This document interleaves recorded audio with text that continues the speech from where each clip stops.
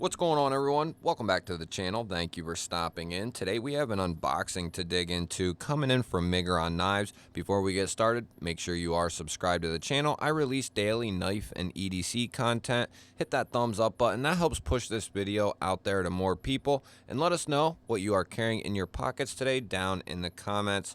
Love hearing from you guys and seeing what you're carrying for the day. We'll go ahead and use our Eutectic EFD here to get into this. I've had a lot of trouble putting this knife down. It is so good. It's such a great cutter. Fantastic knife right there. So thank you to Miguron Knives for sending this in for us to take a look at. We have to get through this next layer of cellophane here. I did not know this was coming in, and I'm not sure what it is.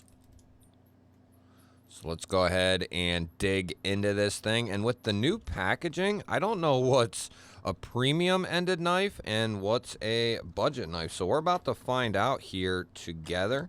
Great packaging, microfiber cloth, cards and paperwork, and we have our knife here. So this looks like it's going to be in that more affordable classification, which is not a bad thing at all, considering Miguron has some of the best budget knives in the entire knife industry.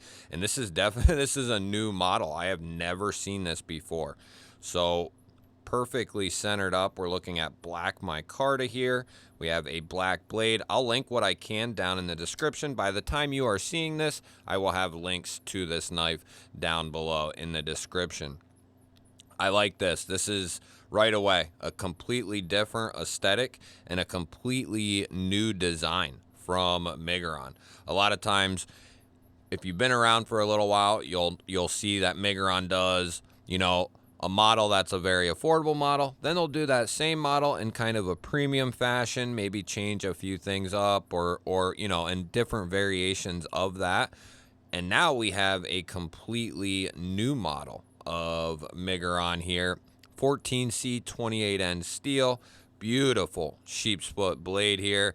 We have this nice little mini fuller there, and that'll be easily accessible on both sides there. With as much blade kind of hangs out here, you'll be able to easily thumb and reverse flick this.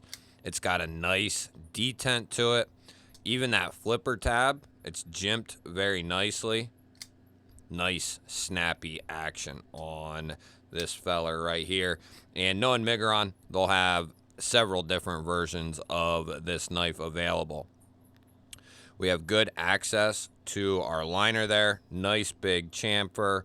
We are looking at a good lockup there, about 45% or so. Clean show side blade. We have the Miguron emblem there on the pivot.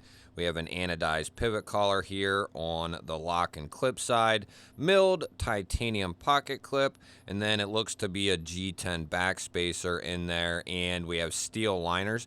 Now, one thing I'm noticing right away is the knives, the handle here feels thinner than we typically see from a lot of Migurons. If you've had or handled any of the budget-ended Migurons, a lot of times, and I don't have a problem with that because I have a little bit larger hands, so it's not a big deal. But typically, they're a little bit thicker in the handle, which is not a big problem, in my opinion. Some people, you know, don't want that, but I think, you know, I think it's a fair shake both ways. I think some people really enjoy that thicker handle, and some people don't. This is going to carry like a standard milled clip does. You'll have a little bit poking out there, a nice place to grab a hold of this knife and pull it out of the pocket there. Great retention on that pocket clip. Now, one thing I'm noticing is the pocket clip is the old design, and the GBALLTPK had a new designed milled clip. So I'm wondering why one, you know, the GBALLTPK had the new clip and this is back to the original. And not that anything was wrong with the original. It's just a question I'm kind of asking myself as we're going through the unboxing here. So what kind of size are we looking at? We're looking at a true 3 inches of cutting edge, 3.5 inches of total blade there, and I'll give it 8 inches. It's very close to 8 inches overall. As far as some comparisons go, the Para 3 here and the Bug Out, those are going to be quite a bit smaller. And then we have the Paramilitary 2 and the Hogue Doug Ritter RSK version 1. Those are going to be more in line with the size. And 2 more. We have the QSP Penguin here and the Civivi Elementum. You can see it's definitely quite a bit bigger than both of them. As far as the edge goes, let's go ahead and we'll check that.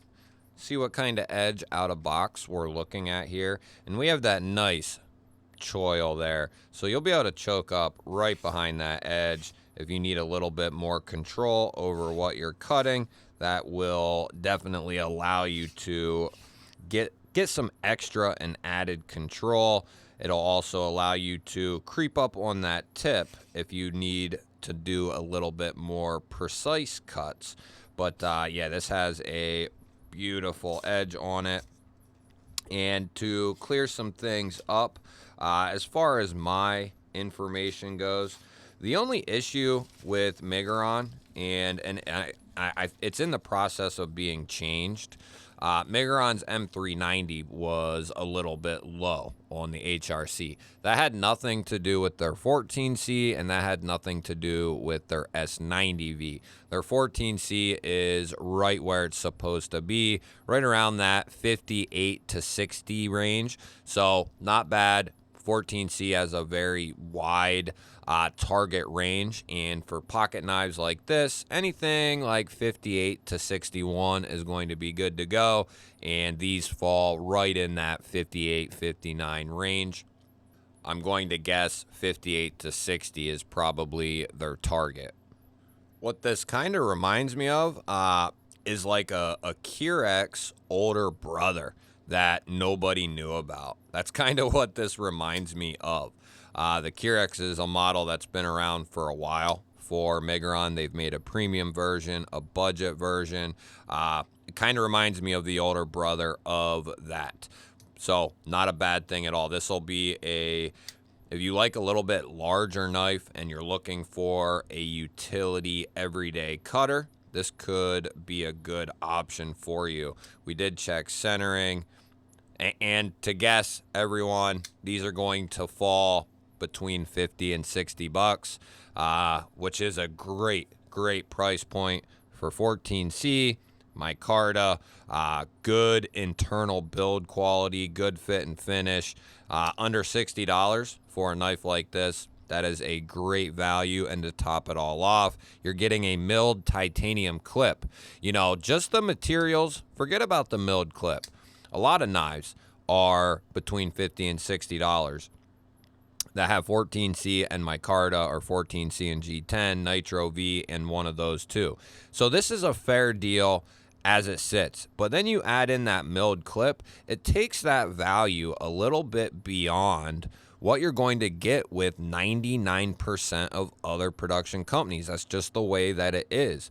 And, you know, companies have some catching up to do when it comes to what you're getting from Miguron, and compare that to everyone else. And now that Miguron's using, they used to just do micarta and then coated blades. Now they're doing satin blades. They're doing gray coating, black coating, stone washes. They're using micartas, different colors, different color G10. So they've really broadened what materials they're going to use. And I love that they are now doing satin finishes combined with micarta, and then you get the milled tie clip. I mean, that is an awesome deal for under $60. You won't find any of their budget knives over that price range. I think their most expensive budget knife is $59.95. So we'll go ahead and check this lock. I don't feel any movement in there whatsoever, and it does have a nice 50% or so lock up there. There's no movement side to side. There's no detent lash. It wants to be closed or open. There's no in between, and there's no pivot lash. So everything seems very, very good in there. We'll give it a couple of taps, and keep in mind the blade is coated and the liner, and that has caused some issues in the past with a select few knives. Doesn't happen with every knife. It's a rare occurrence, but it does happen. And typically, if a knife fails that has a coated blade and coated liner, or one or the other, you can bet if that lock is slipping, there's a little bit of coating on either the tang of the blade or the lock face, or both. And that will definitely cause issues with that surface to surface contact that you're looking for here. This coating is very slippery when it comes to being coated there and meeting up together the way that these do. So you want that to be kind of a bare metal on metal contact there. But we are not going to have any problems. Excellent, excellent execution from Miguron. As of right now, I cannot find anything on this knife right here. So I'm guessing it is a knife that is going to be coming very, very soon. I'll try to link. I'll probably wait till I find out some more information, and then I'll put this video out, put some links down in the description. That way, you know, it's not a waste of time for anyone. If this is something you're looking for, by the time you're seeing this, there will be links down in the description that'll take you over to this knife. And like I said, I wouldn't be surprised if there's 2, 3, 4 different variations. I do like this all black on black look though. I think that finish will take wear and tear pretty good. It's like a titanium nitride finish. I like this thing quite a bit. Got a unique look. Some people will not like the flipper tab here and want that cut off, but not me. I enjoy that flipper tab right there, and it is a great way to deploy this knife. Shout out to Miguron for sending this in. I always get excited when a new Miguron comes out or a new AM8 knife comes out, whether it's in the budget realm or the premium realm. They have some really cool designs. I highly recommend, if you haven't looked through their catalog of knives on Amazon or on their own website, highly recommend going and checking out what they have, because they have a little bit of everything for everyone. And like I said, they provide a tremendous value, especially when it comes to their budget knives. Let me know what you think of the new Miguron down here, and let me know what you think of Miguron in general. I love hearing from you guys and your input on all this stuff. Don't forget to hit that thumbs up button. That always helps push these videos out there to more people. If you are new here, hit that subscribe button, ring the bell. That way you can be notified anytime I release a new video. I'd love to have you here. I will put up a couple of recent videos here, and here. Go check one of them out. Have yourself an awesome day. Thank you all again for watching.